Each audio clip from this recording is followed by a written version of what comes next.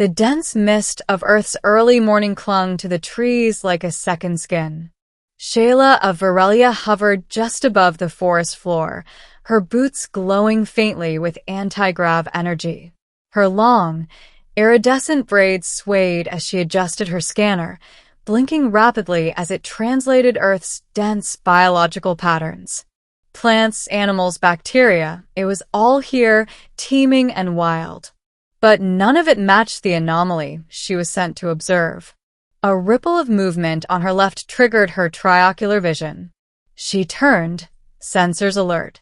Something or someone was crashing through the underbrush.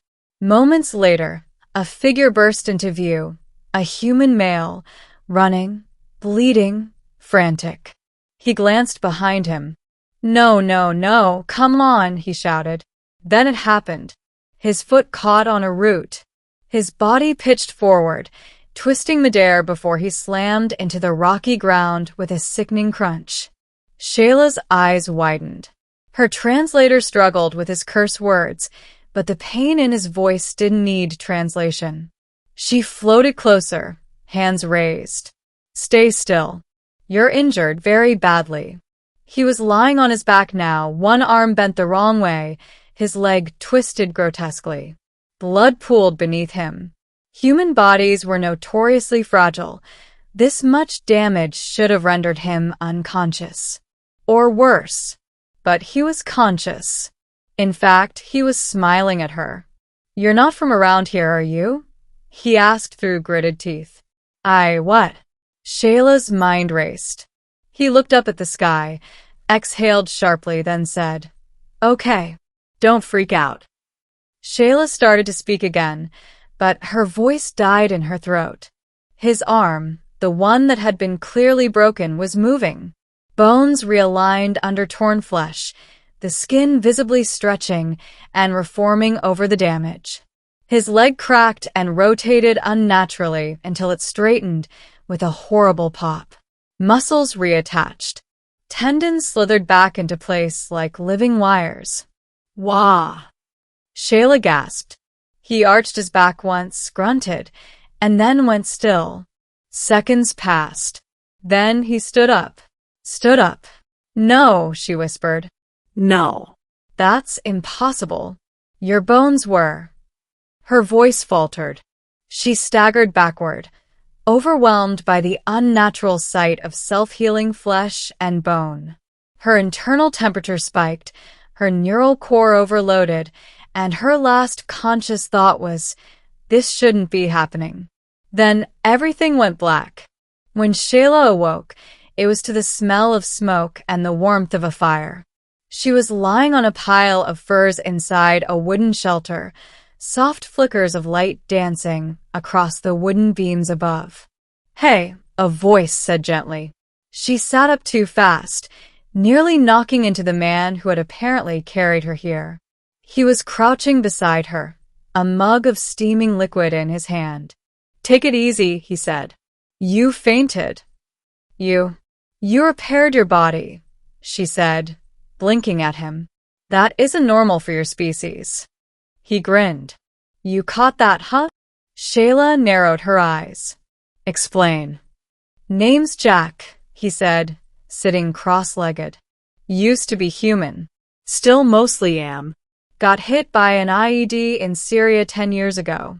They rebuilt me. Nanotech, biometallic weave, adaptive stem coding. Military didn't want the world knowing they made a man who couldn't die from a few broken bones, so they sent me into retirement." "You're enhanced," she said slowly. He shrugged. "You could say that. I heal fast. Bones set themselves. Tissues regenerate. Hurts like hell, but I get back up." Shayla touched her temple, where her scanning implant Saturday. "You are the anomaly I was sent to find. We didn't think such biological reconstitution existed on Earth." Jack laughed bitterly. "Most people don't know I exist, alien girl. That's the point."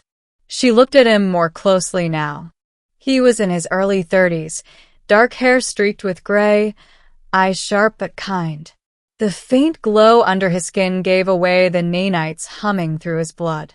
She had only read about such things in Varelian theory. To see it live was unnerving. "I am Shayla of Varelia," she said, collecting herself. "I was assigned to observe Earth's biological development. Your existence alters several key assumptions." Jack raised his eyebrows. "You're telling me I'm the weirdest thing you've seen on Earth? You're the only thing on Earth that just casually reassembled your own skeleton in front of me." Fair. In the days that followed, Shayla remained with Jack in his forest cabin. She recorded everything: how his nanites responded to cellular damage, how they repaired internal bleeding, even how they adapted to minor infections. He allowed the scans, sometimes with a grumble, but never refused. They talked for hours. About Earth, about Varelia, about war and science and loneliness. One evening, Shayla sat by the fire, her scanner blinking softly. "Your physiology. It's beautiful." Jack blinked. "Ah. Thanks. I mean it in a clinical sense.